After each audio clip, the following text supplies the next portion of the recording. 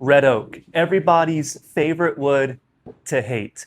And I get it, red oak wasn't exactly cool in your mom's kitchen in the 90s, but I think I've figured out a way to help you like red oak just a little bit more. In my last video, I built this awesome magic sliding floating barn door. And yeah, I built it out of red oak. Who do you think I am? Bourbon moth? I can't afford to build everything out of white oak. I just want to show you guys an example before we move on to the door. So we're gonna start with Rubio Monocoat Pre-Color Easy in Mint White. Always give it a good shake.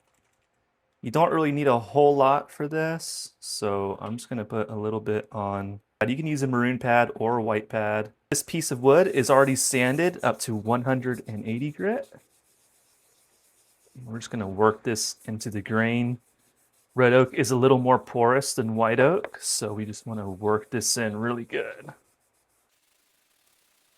Green counteracts the red in the oak. Green is on the opposite color spectrum of red.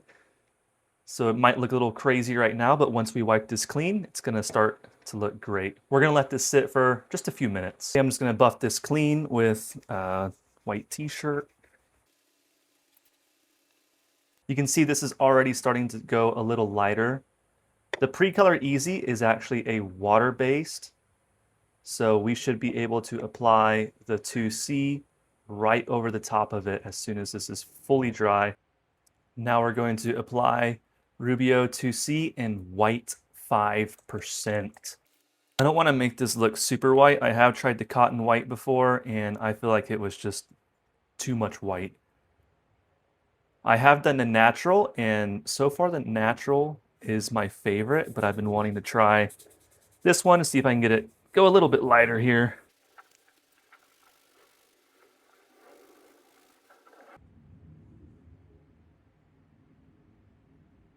There you have it. The mint white, it got rid of all of that pink and red hue, and it almost gives it a raw wood finish.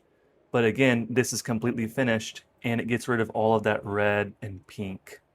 Not sure if you can see that on the camera, but this piece definitely has some pink in it.